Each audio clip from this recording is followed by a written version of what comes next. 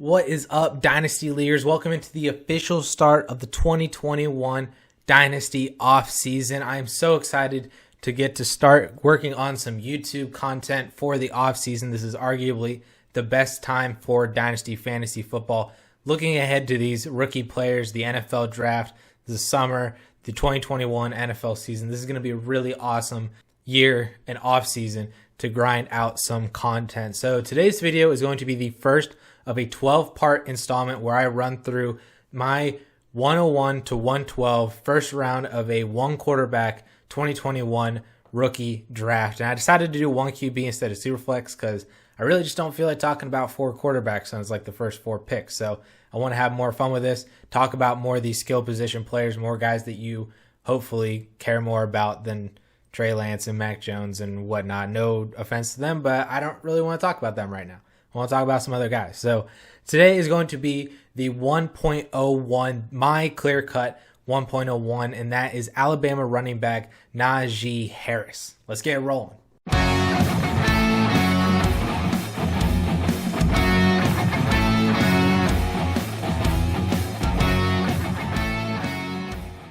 So like I said, Najee Harris is my clear-cut 1.01 in this year's rookie drafts, and DLF ADP from February definitely agrees with me as well too, as Harris was selected as the 101 or the 1.02 in 8 out of those 10 mock drafts, and in the other 2 he was selected as 1.03.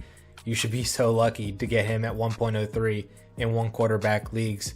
So he's definitely being viewed as the consensus 1.01 ahead of guys like Travis Etienne, Jamar Chase, Devonta Smith.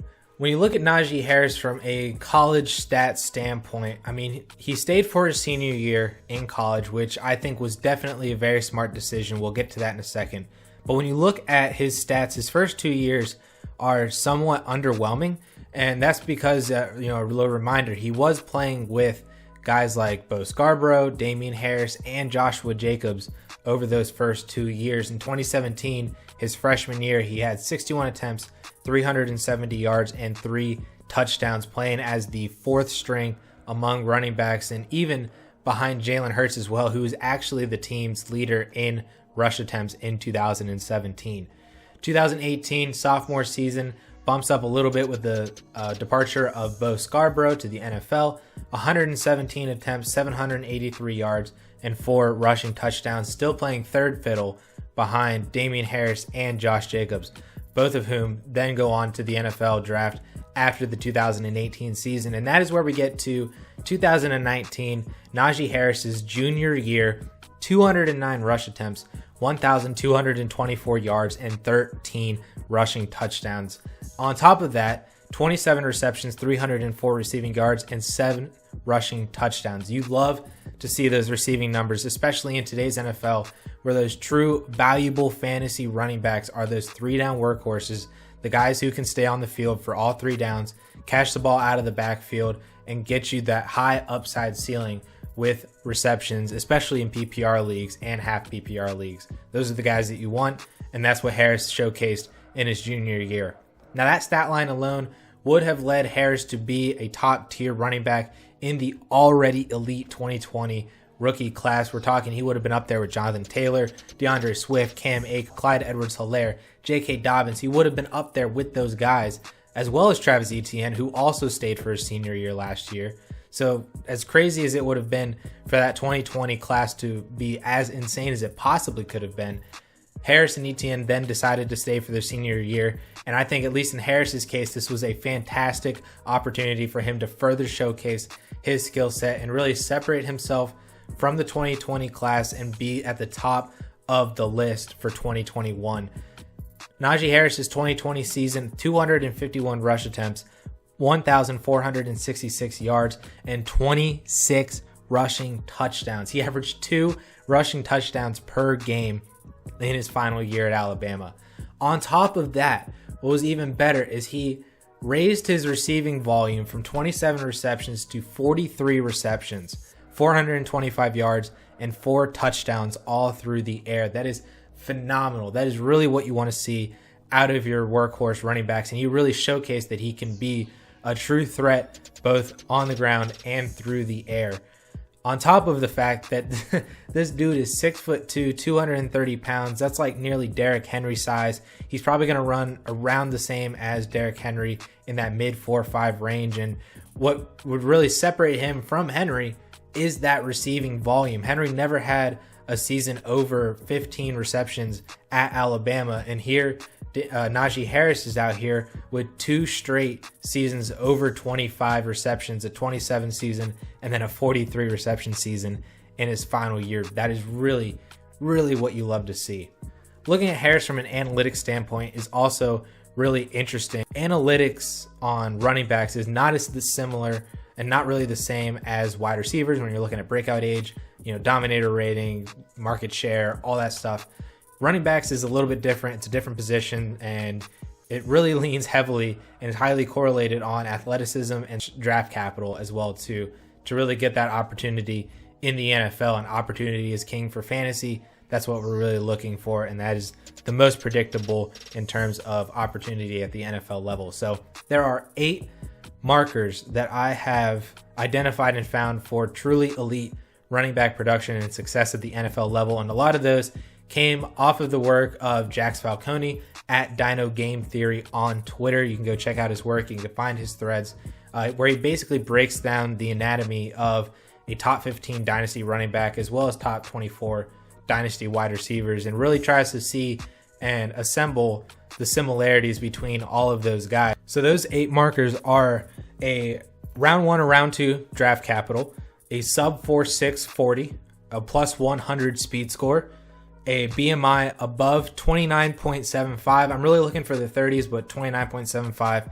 just kind of grabs those extra guys who are like super close for rounding and whatnot. So 29.75, which with a weight over 200 pounds, a career college yards per carry above 6. I know we don't really look at yards per carry in the NFL, but in college, that 6 number seems to be pretty important and is highly, highly elite.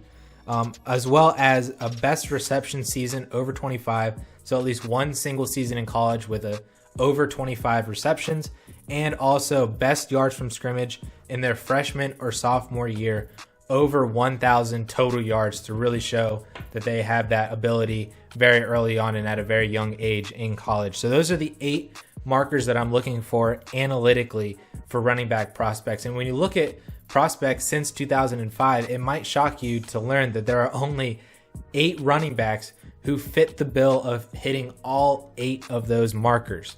Now, they may not seem like really difficult ones to hit for a lot of players, but there are only 8 since 2005 who are 100% on all 8 of those, and they're pretty good. Jonathan Taylor, DeAndre Swift, Joe Mixon, Ezekiel Elliott, D'Angelo Williams, Sony Michel, Todd Gurley, and Marshawn Lynch. The 8 running backs with all 8 markers that they hit on. And the 7 tier, the 7 out of 8 markers, are also very good, and it's very elite class as well too, with a lot of fantastic players.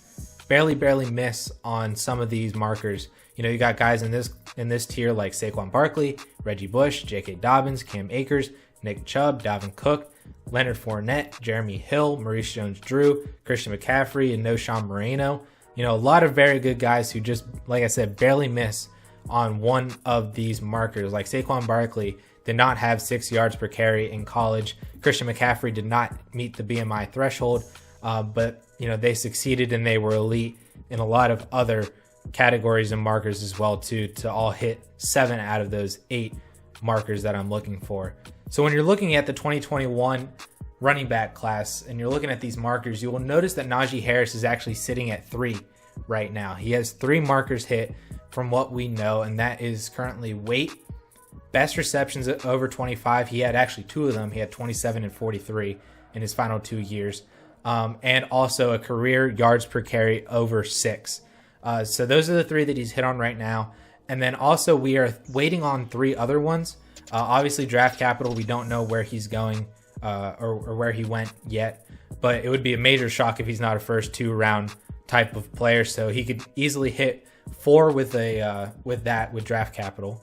And then also we don't have 40-yard dash and his speed score yet because there's no NFL Combine this year because of COVID. We're waiting on pro days for those kind of officially unofficial numbers from pro day, just to kind of get a better gauge of where these guys actually run.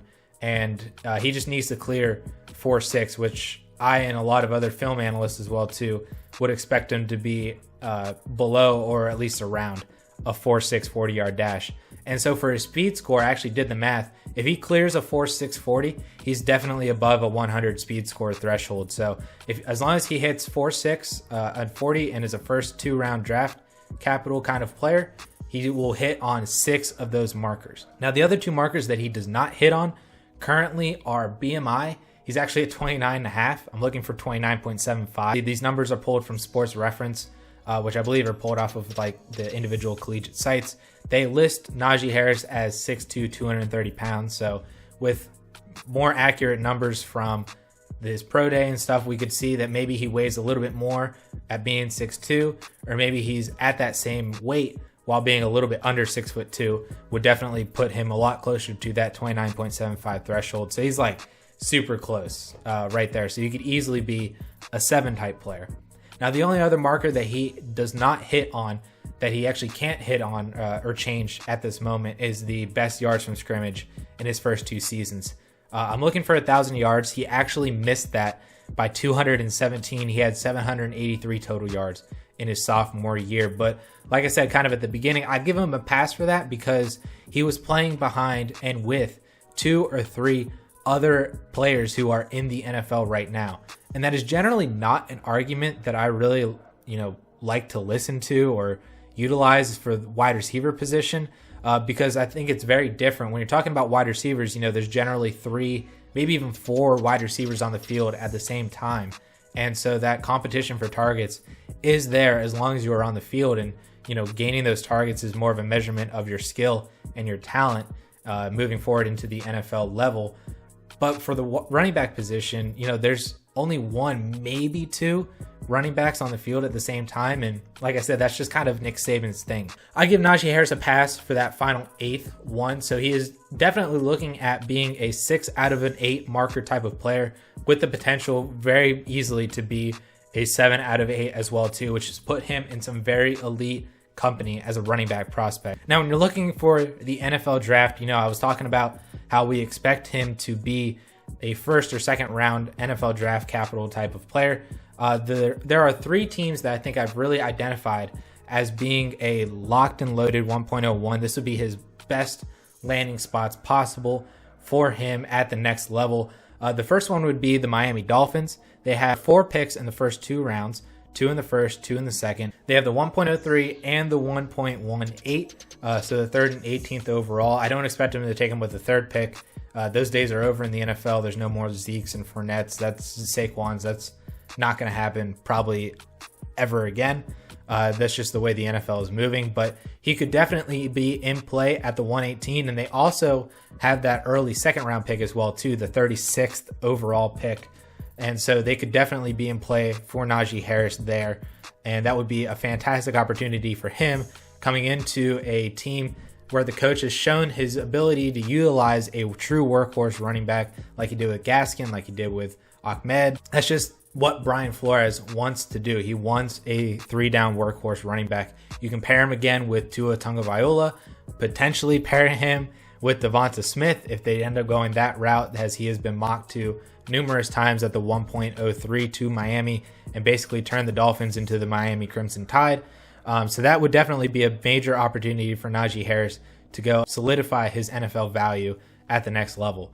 The second team is actually the Atlanta Falcons. They pick right before the Miami Dolphins in the 2nd round, so they have the 35th overall pick if Najee were to escape the 1st round and be an early 2nd round pick like we saw with DeAndre Swift, Jonathan Taylor, J.K. Dobbins, guys like that last year. That's kind of more of the way that the NFL is moving, not valuing these high-tier running backs as much as they had just a few years prior. So the Atlanta Falcons, I think, can definitely be in play as a high-volume opportunity type of landing spot with Todd Gurley as a free agent, possibly Matt Ryan still as the quarterback. They got Calvin Ridley, maybe Julio Jones is still there. It would just be a really good landing spot for him in terms of volume and opportunity there.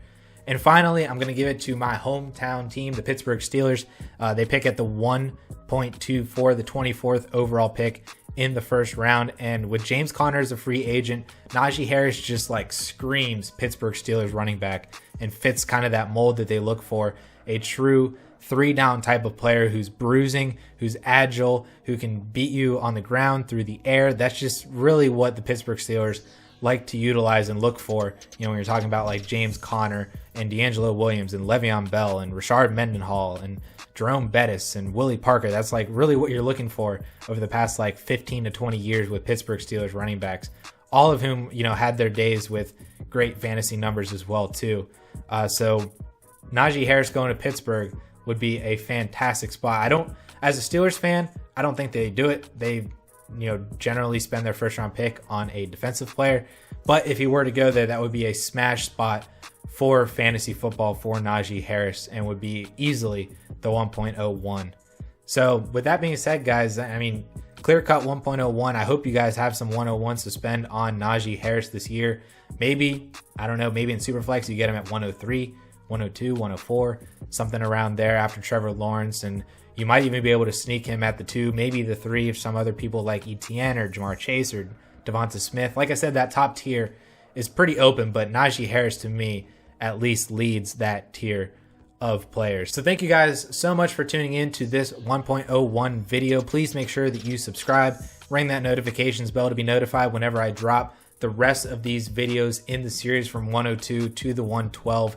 We're just going to be going down the list all the way down to 112, and then I'll probably do one on just a congregate second round as well too. So be sure to ring that notifications bell. You get notified when those videos drop, when more videos from DLF drop as well too on this YouTube channel. So thank you guys so much for listening, and we will catch you guys later.